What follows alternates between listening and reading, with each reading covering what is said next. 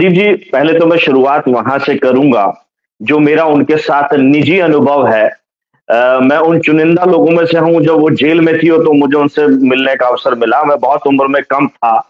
शरद यादव जी चाहते थे कि वो उनके जनता दल में आएँ और उन्होंने एक प्रतिनिधिमंडल ग्वालियर जेल में भेजा, जहाँ वो सेंट्रल जेल में बंद थीं। और मैंने वो शब्द जो उनके मुँह से सुने थे, मैं बहुत छोटा था, तो उन्होंने श्रद्धेय नेताजी के लिए वो शब्द कहे थे कि मेरा निर्णय मेरा बाप करेगा। वो पिता तुल्य मानती थी और जिस ठेठ भाषा में उन्होंने जवाब दिया था, उस समय मुझे सुनने में बुरा लगा था कि श्रद्धेय नेताजी के लिए इस तरह के शब्द। और शरद यादव जी क्योंकि उस समय कमतर नेता नहीं थे, बड़े नेता थे और उनको उनका अवसर या आमंत्रण इस तरीके से ठुकराना कोई कमजोर बात नहीं थी। जो आज का दौर चल रहा है, उस दौर में उन्होंने मूल चीजों को ध्यान में रखते हुए कि किसने उनका साथ दिया, कौन उनकी जाति का, कौन उनके विचारों का, कौन उनके साथ जो अन्याय हुआ उस पर ध्यान देने के काम कर रहा है। और हुआ भी वही। श्रद्धेय नेताजी ने जो 11 साल तक उनको जेल में रखा रहा बिना मुकदमा चलाए, तो उत्तर प्रदेश सरकार के मुख्यमंत्री रहते हुए उन्होंने वो सारी चीजों को वापस किया और जेल से रिहाई संभव हो पाई। और नहीं तो जो अन्याय फूलन देवी जी के साथ हुआ, मुझे लगता है कि वर्तमान देश की राजनीति में किसी भी राजनेता के साथ नहीं हुआ होगा कि सांसद रहते हुए देश की राजधानी में सबसे सुरक्षित क्षेत्र में उनको मार दिया गया, और जिसने मारा वो आज दिन दहाड़े घूम रहा है और चुनाव लड़ने के लिए उसको आमंत्रण दिया जाता है सवर्ण समाज पार्टी सपाक्स के नाम से। मतलब जातिवादी पार्टी उसको चुनाव भी लड़ाना चाहती है और कुछ जातिवादी लोग उसको हिंदू हृदय सम्राट बना के सुरक्षित रखना चाहते हैं, संरक्षित रखना चाहते हैं ऐसे अपराधियों को। तो ये जातिगत मानसिकता अपराध तक इस तरीके से आ जाएगी, ये बड़ा ही अशोभनीय विषय है और दुख का विषय है कि आज हम आधुनिक युग की बात करते हैं और इस आधुनिक युग में वो 15% आबादी वाले लोग जो सामान्य कहलाए जाते हैं, वो ये कहते हैं कि जाति पाति देश से खत्म हो गई है। और सबसे ज्यादा जाति पाति मानने वाले लोग भी, मुझे उस बात को कहने में कोई गुरेज नहीं है कि वही 15% आबादी के लोग हैं जो कहते भी है कि जाति खत्म हो गई, सबसे ज्यादा जातिवाद फैलाना भी चाहते हैं। नहीं तो आप ये सोचिए कि एक महिला का हत्यारा जिसके ऊपर महिला की हत्या का आरोप लग रहा है, वो कोई साधारण महिला नहीं थी, देश की चुनी हुई सांसद थी, एक लोकसभा का प्रतिनिधित्व करती थी, नियम और कायदे कानून बनाती उस संसद में बैठ करके। उसको हमारी देश की सरकार सुरक्षित नहीं रख पाती। और उनका श्रद्धेय नेताजी ने सवाल को सदन में भी उठाया कि जब उनका अंतिम संस्कार होना था, तब भी सांसद की हैसियत से जो राजकीय सम्मान होना था, उससे भी वो वंचित रखी गई। यानी उनकी जन्म से लेकर के मृत्यु तक उनका शोषण, अन्याय, अत्याचार और मूल अधिकारों से उनको वंचित ही रखा गया। तो कितना संघर्षमय जीवन रहा और श्रद्धेय नेताजी उनको मूल धारा में लाने के लिए उन्होंने कितना प्रयास किया कि अंतिम संस्कार के समय भी जो जातीय भेदभाव था, एक तरफ कंधा देने वालों में श्रद्धेय नेताजी थे और एक तरफ कंधा देने वालों में अमर सिंह जी थे। तो जातीय भेदभाव, जो जातीय संघर्ष दिखाना चाहते थे फूलन देवी जी के माध्यम से, अमर सिंह जी ने और श्रद्धेय नेताजी ने कंधा दे करके उस जातीय संघर्ष को आगे नहीं बढ़ाया। संदेश देने की कोशिश करी कि हम किसी जाति के खिलाफ नहीं है, हम खिलाफत में हैं उस चीजों के जो अन्याय अत्याचार करती है, जो जाति के आधार पर शोषण करना चाहती है, जो जाति के आधार पर भेदभाव करना चाहती है, जाति के आधार पर असमानता है, उस असमानता को हम खत्म करना चाहते हैं। श्रद्धेय नेताजी ने इसका पूरा प्रयास किया और इसी बात को लेकर उन्होंने सदन में भी कहा और हर मंच पे कहा।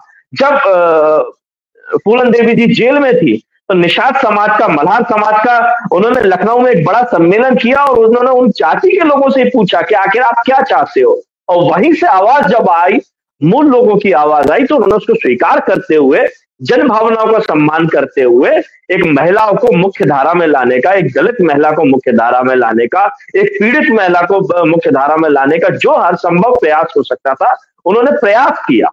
और उस प्रयास को किस तरीके से विफल किया गया है कि जो हत्यारा है वो देश की सबसे सुरक्षित जेल में जाता है, तिहाड़ जेल में, देश की राजधानी में, और उससे फरार हो जाता है।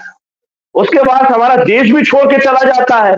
मतलब देश की सबसे सुरक्षित जेल तिहाड़ जेल, फिर देश को छोड़ करके भाग जाता है, दो जगह से भागने में कामयाब रहता है और आज तब भी वो दिन दिहाड़े घूम रहा है। तो ये कैसी असुरक्षा की भावना देश में बनेगी? इसको सोचिए कि जिसको हमारी सरकार तिहाड़ जेल में भेज रही है और ये कहती है कि सबसे सुरक्षित जेल है, वो आदमी बाहर भाग रहा है। देश को छोड़ करके भाग जाता है, वो आदमी बाहर जा रहा है। यानी यहाँ कोई कानून नाम की कोई चीज नहीं है। एक तरफ हम फूलन देवी जी को ये बताना चाहते हैं कि उन्होंने कानून तोड़ा, निहत्थे लोगों को मारा और लोगों को मारा, तो 11 साल उन्होंने सजा पाई। क्यों कानूनी कार्रवाई नहीं हुई? उस कानूनी कार्रवाई के खिलाफ में अगर आप किसी बेगुनाह को अगर जेल में भेजना चाहते हैं तो फिर कैसे काम चलेगा? लेकिन एक निहत्थी महिला के ऊपर जो ये गुमराह करके व्यक्ति गया था कि मैं आपकी एकलव्य सेना में शामिल होना चाहता हूं, मैं आपके साथ जुड़ के काम करना चाहता हूं, धोखे से हमला करके मारा और उसको सजा नहीं मिल रही है। वही जातिवादी लोग अपनी बिटिया को इनको देते हैं। दुनिया की सबसे बेहतर खदान जो मध्य प्रदेश के छतरपुर में, वो दहेज के रूप में देने का प्रस्ताव रखते हैं। तो मुझे नहीं लगता कि हम बहुजनों में जो 85% आबादी है, वो अपनी किसी भी कोई भी ऐसी बेटी को ऐसे लोगों को तो नहीं देगा जो हत्यारा हो, जो देश की तिहाड़ जेल को तोड़ के भागा हो, जो देश को छोड़ करके भागा हो और उसको बेटी देगा। लेकिन ये जातिवादी मानसिकता है और इसी के खिलाफत में हम लोग लगातार लड़ रहे हैं। जो असमानता है इसकी खिलाफत में लड़ रहे हैं। फूलन देवी जी के बारे में बताने की जरूरत नहीं है। आपने शुरुआत करी शेखर कपूर से, जो उनका नग्न चेहरा दिखाया गया दुनिया के सामने। शेखर कपूर ने उनसे बिना पूछे ये सब कुछ दिखाया। तो हर पल उन्होंने वो शोषण जिया है और ये महिला संघर्ष का एक बड़ा उदाहरण है फूलन देवी जी, कि इतना सब कुछ होने के बाद भी वो खड़ी रही, डटी रही और लोगों को संदेश देती रही कि एक कमजोर वर्ग से आने वाली, गरीब गुरबा किसान निहत्थे परिवार से आने वाली, जिसका कोई सहारा ना हो और वो भी आगे लड़ सकती है। जिस तरीके से आज महिला सशक्तिकरण की तमाम बातें होती हैं, लेकिन फूलन देवी जी को भुला दिया जाता है। आज भी केवल बहुजन समाज से जुड़े हुए 85% आबादी के जो आरक्षित वर्ग से लोग आते हैं, जो असमानता झेलते हैं, वो लोग फूलन देवी जी को अपना आइडियल मानते हैं। 15% आबादी में आज भी लोग उनसे घृणा करते हैं, डकैत बताने का कोशिश करते हैं। भारतीय जनता पार्टी के राज्यसभा सांसद सुधांशु त्रिवेदी जी जैसे लोग उनको बैंडिट क्वीन बनाने की कोशिश करते हैं, जबकि वो एक बड़ा उदाहरण है हमारे देश की अबला नारी के लिए। संदीप भाई, इसमें एक बड़ी बात है कि मुझे लगता है इसमें श्रद्धेय नेताजी का बड़ा रोल रहा। जो फूलन देवी आज हमारे बीच में चर्चा का विषय है, या जो उनका सारा घटनाक्रम रहा वो सामने आई और उनको बल देने का काम श्रद्धेय नेताजी ने दिया। अगर आज हम फूलन देवी जी को याद करते हैं तो समानांतर में हमको श्रद्धेय नेताजी को भी याद करना चाहिए, जिन्होंने उस नारी शक्ति को सम्मान देने का काम किया, जेल से निकाल करके सदन तक पहुंचना कि वो अहम निर्णय ले पाए। जो जुल्म ज्यादती हुई है, जब कानून बने तो वो उसका हिस्सा रहे, क्योंकि उन्होंने खुद भुगता है इन सब चीजों को। और उनकी हत्या भी इसीलिए हुई। जो अभी हमारे पूर्व वक्ता ने जो हमारे धार्मिक ग्रंथों की बात कही, मैं काफी सारे लोगों से चर्चा करता हूँ, सब बातें करता हूँ, तो एक चर्चा और निकल के आई जो महिलाओं को सीमाओं में बांधने की बात है, जो कहा जाता है लक्ष्मण रेखा। तो लक्ष्मण रेखा मुझे अभी तक किसी बुद्धिजीवी ने ये नहीं बताया कि लिखी कहाँ है लक्ष्मण रेखा। उदाहरण तो दिया जाता है लक्ष्मण रेखा का, असल में वो वही मानसिक हमला है जो फूलन देवी जी के ऊपर हुआ, जो श्रद्धेय नेताजी के ऊपर हुआ, जो फूलन देवी जी को उन्होंने छुड़ाया और सम्मान देने का काम किया कि ये तो डकैतों के सरगना है।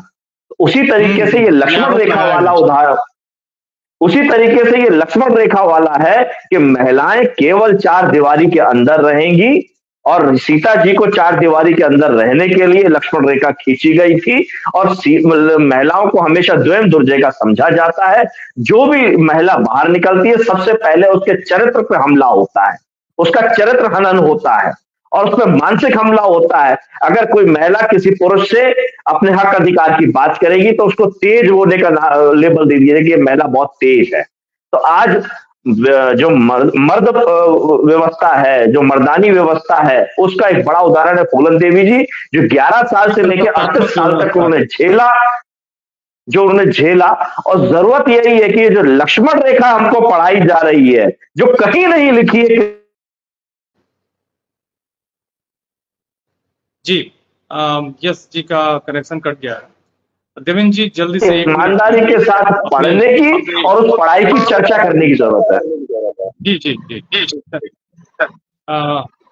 जी यस यस भाई, धन्यवाद।